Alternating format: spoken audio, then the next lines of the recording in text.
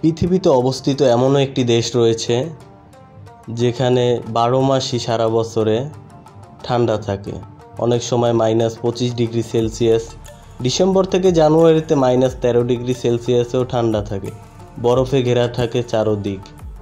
হ্যাঁ, আমি রাশিয়ায় অবস্থানরত সাইবেরিয়ার কথা বলছি। আপনি চাইলে সাইবেরিয়াতে ধাতুর তৈরি চশমা ব্যবহার করতে পারবেন না, কারণ ধাতুর সাথে আপনার চামড়া লেগে উঠে যেতে পারে। এমনকি আপনি যদি আকাশের দিকে ঘুরিয়ে তীব্র গরম পানি ছুঁড়ে মারেন, নিমিষেই সেই পানি বরফে পরিণত হবে। হ্যাঁ, আমরা এই সাইবেরিয়া সম্পর্কেই আজকে জানতে চলেছি এবং আপনাদেরকে জানাতে চলেছি। তো যারা যারা আমাদের চ্যানেলটিকে এখনই সাবস্ক্রাইব করেননি তারা অবশ্যই একটা সাবস্ক্রাইব করে বেল আইকনটি প্রেস করে দিবেন।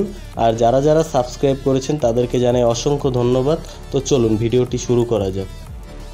সাইবেরিয়া, যার উচ্চারণ সিবির, প্রায় সমগ্র উত্তর এশিয়া নিয়ে গঠিত একটি বিস্তীর্ণ ভৌগোলিক অঞ্চল। সপ্তদশ শতাব্দী থেকে সাইবেরিয়া রাশিয়ার অংশ হিসেবে অন্তর্ভুক্ত হয়। সাইবেরিয়ার পূর্বে উরাল পর্বতমালা, পশ্চিমে প্রশান্ত মহাসাগর, উত্তর মহাসাগর পর্যন্ত বিস্তীর্ণ একটি এলাকা।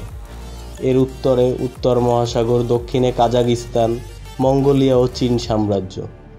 সাইবেরিয়ার ক্ষেত্রফল প্রায় 1,41,00,000 বর্গ কিলোমিটার।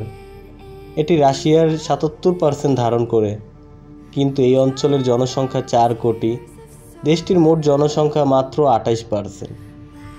প্রায় প্রতি বর্গ কিলোমিটার 7 থেকে 8 বর্গমাইল অস্ট্রেলিয়ার সমান।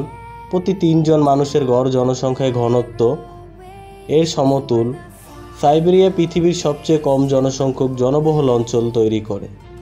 সাইবেরিয়া পৃথিবীর সবচেয়ে কম জনবহুল দেশ হিসেবে, কিন্তু জনসংখ্যার এটি বিশ্বের 35তম বৃহত্তম, এশিয়ার 14তম বৃহত্তম দেশ। বিশ্বব্যাপী সাইবেরিয়ার সুপরিচিতি তার দীর্ঘ এবং কঠোর ঠান্ডার জন্য। জানুয়ারিতে গড়ে ঠান্ডা 25% থাকে, অনেক সময় -13 নেমে আসে।